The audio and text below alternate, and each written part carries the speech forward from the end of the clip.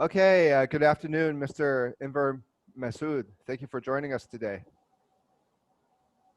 It's my pleasure to be here on You, such an important subject. yeah, we're going to talk a little bit about September 11th, and a few days ago, or a couple days ago, was the anniversary of September 11th, wasn't it? Yes. And to this day, we don't know for sure who the passengers were on the four planes. Well, They're, some of the 9/11 hijackers have turned up alive.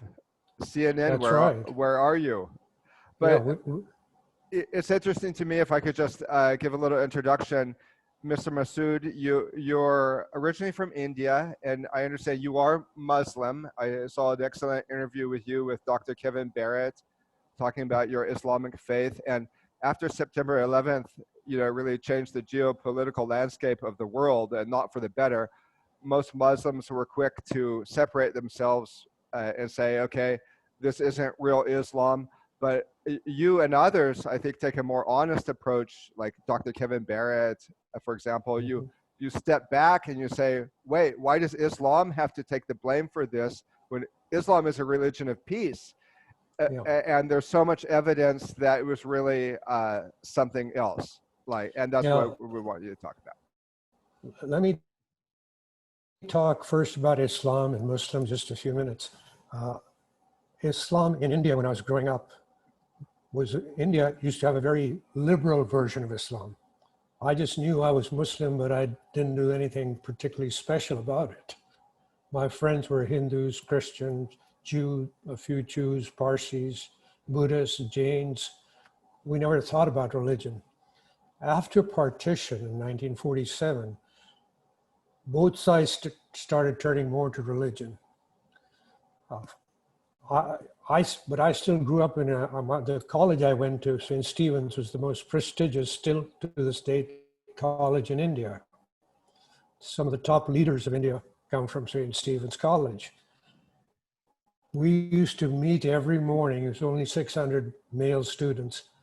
And the principal would recite passages from the Hindu scripture, the Bible, the Quran, other scriptures. We didn't even know which scripture they were reading. That was the first thing we did every morning. I happened to go to Indonesia in the early 50s or mid 50s when my father was UNESCO mission chief, and India had a very liberal version of Islam. We never saw any fights. The people were very friendly, very peaceful.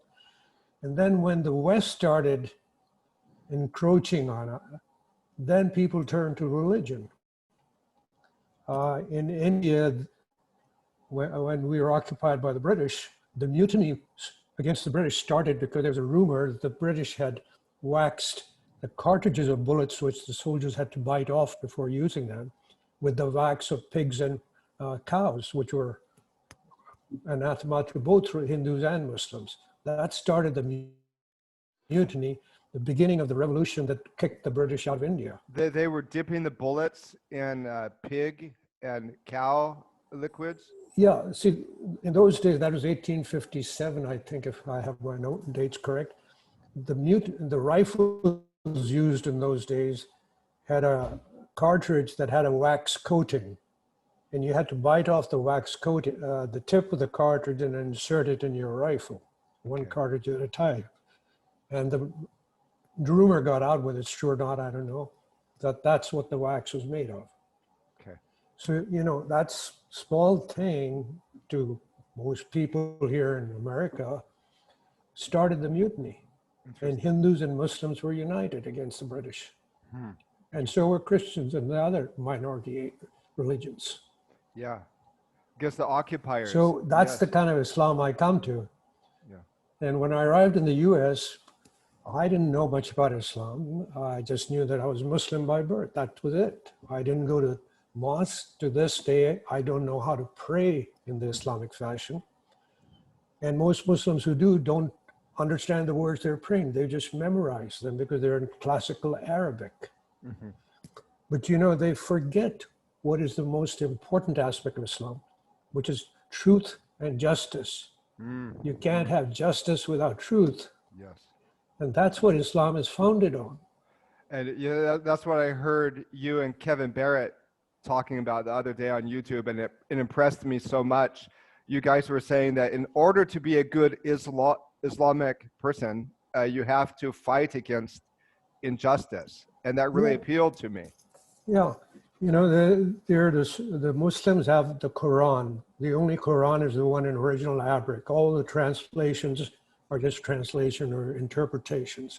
So you to really understand Islam, you have to understand classical Arabic, which I don't. But here is the other thing Muslims depend on are the sayings and the actions of the Prophet as examples of what to do. Peace be upon him. And I kept out one saying here, which I could say to you. It says, say what is true, although it may be bitter and displeasing to people. And I would add, even at risk to your own self. Mm-hmm. Say what is true. Yeah, and that's the Islam I grew up with. So, My father, yeah. to cut a long story short, he, at the height of partition, when Hindus were fleeing Pakistan and Muslims were fleeing India, and the trains were being stopped along the way and people slaughtered and women raped and their breasts cut off. My father and a Hindu were sent by Mahatma Gandhi to try to stop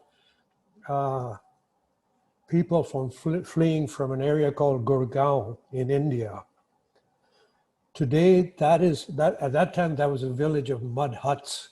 Today, that's the center of Indian high tech and business in Delhi, and that's where the Indian International Airport is today. But at that time, my father and this Hindu were sent out to stop a train. Now, how do you stop a train in the midst of all this commotion and emotion? They lay down on the tracks together, a Hindu and a Muslim, to stop that train. When they got back in and reported to Mahatma Gandhi what they had done, Gandhi asked, well, who was closest to the train? And they said, we had wrapped our arms around each other. Wow. And after that, Gandhi went with them to that village to give a talk. And that was the last talk Gandhi gave outside of India outside of Delhi, before he was assassinated. Wow. So that's the Islam I come from. Sure. What an example there. So you've taken a stand for September 11th and building on the research of others like Dr. David Ray Griffin, who we were talking a little bit about before. Well, actually, I was there long before he was. Please I was explain. researching. My first article was April 2002, just months after. He came much later. Okay, so you were one of the first researchers. Right. The very first was a French journalist, Thierry Masson. Right. I don't know if you've heard of him. Yes, of course. Yeah. Yeah. So he was first. As far as I know, I was one of them, perhaps a handful. I could don't even know who else was writing at that time. Mm-hmm. And the name of my article came out in April. What was the name of that article? What was the name of that article in 2002? I'm trying to. Because I think it's something like 9/11. Still remains a mystery. I can send you the link later. You sent me a digital copy of your book. I believe it's called "Who Did 9/11?" 9/11 Unveiled. Okay. Do you have a? Yeah, I can show it to you. Just a second, if I can move away. Yeah, and you make all your writings free on the internet. There's a website that you can go to. All right. The alarm went. There's a website where he has his writing. Put my earphones back on. Yeah. Sorry for the interruption. Yeah. Why don't you tell us the name of your website? The website is The Wisdom Fund. And the initials are TWF. Okay, got it. The first letters of The Wisdom Fund.org. And do you have your book in front of you? And here's the book, 9/11 Unveiled. 9/11 Unveiled, cool. And so you mentioned before about the hijackers, and there's researchers like Daniel Hopsicker who've connected some of the hijackers to the cocaine smuggling operations that they had in Florida. Other researchers who have discovered that some of the hijackers have turned up alive. Why don't you talk to us about the hijackers Well, and the plane manifests? those alleged hijackers very probably were doing all those things they're accused of doing, but then there's no evidence they ever boarded the plane. They were just patsies to be used in this conspiracy by the neocons and their allies, both inside and outside the government. Yeah, and the neocons and their allies are loyal to Israel. They have a Zionist ideology, but they have allies within the U.S. in the military that wanted to increase the military spending, among corporations that wanted to occupy those lands to get hold of the energy resources. In fact, the neocons prepared a book that was given to President G.W. Bush. The white paper, the Project for the American Century, where they called for new terrorist attacks. Yeah, they said we got to do this.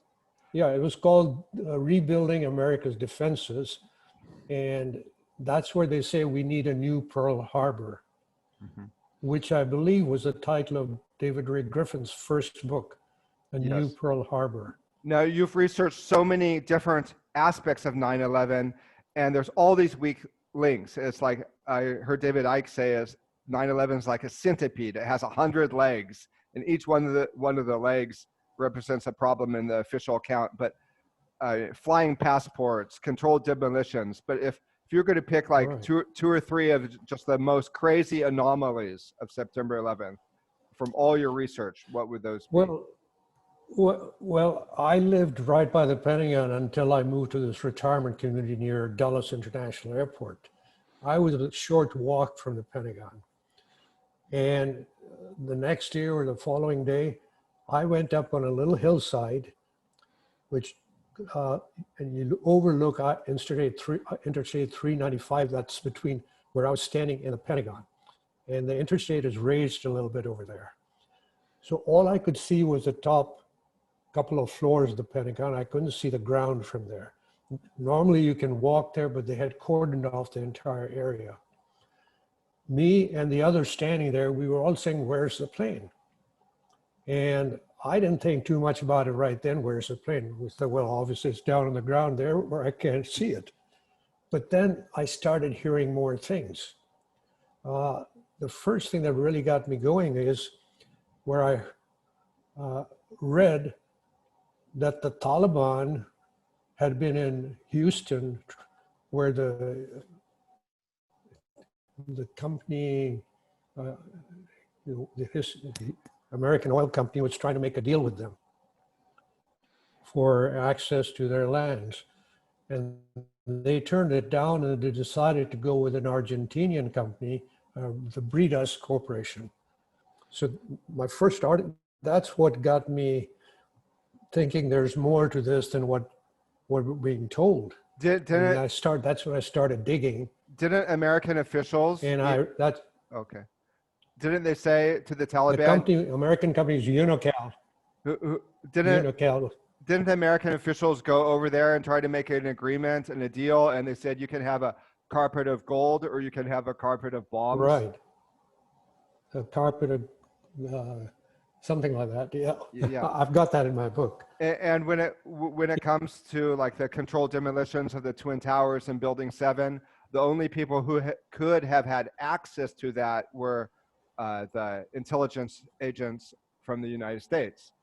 Right. And then what stands out with those two tall towers is the fact that the way they came down, at the time that they were coming down, it's such an emotional shock to the mind, and I wasn't thinking clearly. But after I started thinking about it, there's no way they can come down that quickly, that symmetrically, from an asymmetrical hit by a plane, even if that were sufficient to destroy them. And even if the fire was sufficient to destroy. And Building 7 wasn't just didn't come down symmetric. Yeah, Building 7 was not hit at all. It's about half the height of the towers, and it came down about 5:20 in the evening. Yeah. And then the big thing is the 9/11 Commission in their report ignored that altogether. It was not even mentioned. So So, that's a big clue. Mr. Masud, we've got a few minutes left. I want to ask you, what are you doing within Islam and within Islamic organizations to get consciousness raised about this? Well, I've written articles pointing out to Muslims what Islam requires in terms of truth, and not just in Islam, but other religions also. And all the Islamic leaders, the big Muslim organizations, whom I know personally, and one of the bigger ones there is the Council on American Islamic Relations. They started the same year that I did with the Wisdom Fund. I've been with their leader outside, I think it was a Wendy's, demonstrating back 24, 25 years ago. So they all sided immediately with the government, and it's understandable. They didn't have any better information. They were trying to reduce the repercussions on Muslims, so they went along. But it's been long past that day. It's time for them to either not say anything on 9/11, let people like me speak out, because by saying things that are incorrect, they're doing more harm than good. By going along with the government, they should just say, we don't know. Ask somebody who's writing about it. If people go to the Wisdom Fund, are there links there to your articles about 9/11? Oh yeah, they'll find everything. Basically, on the Wisdom Fund homepage, on the left side, you'll see stuff about Islam and 9/11. On the right side, will be issues that we're covering today. Okay. And the website itself, it's like most websites, they construct a page when you call for something, which means you can't scroll through all the pages and see what's in there. Ours is more like a book. You can flip through all the years, and they're not that many. I try to be very selective, and you'll see that each item is then followed up below the article which kicked off the issue with links to lots of other articles. So we keep track of those issues over the years. So it's a very easy place to go research. One quick question before I let you go, Mr. Masud. Do you keep in touch with people like Dr. Kevin Barrett and Dr. Kevin Ray Griffin? Oh, yeah. David Ray Griffin, sorry. I'm confused with their names. Yeah. David Ray Griffin. David Ray Griffin, much less, but he knows me. I keep in touch with him. Kevin Barrett is actually on the board of the Wisdom Fund. Oh, great. Yeah. We are both busy. We really don't have time for much exchange of information, but he's on the board. Once a year, I send him the financial report and the minutes of our meeting, which we conduct on the internet. Okay. So I think it's really great the way you guys stand for truth, and it's very inspiring. And thank you for sharing your wisdom with us today, Mr. Masud. I really appreciate it. We'll have to do this again sometime. Thank you. And I encourage your readers to download whatever they want, because the government is out there wiping out more and more of the information every day. That's true. 9/11 revealed. Unveiled. Unveiled. 9/11. Can you show that again? 9/11 unveiled. Yeah, just Google that, 9/11 Unveiled, free book. And great. Get it. Okay, thank you. Thank you very much. Thank you. God Bye-bye. bless.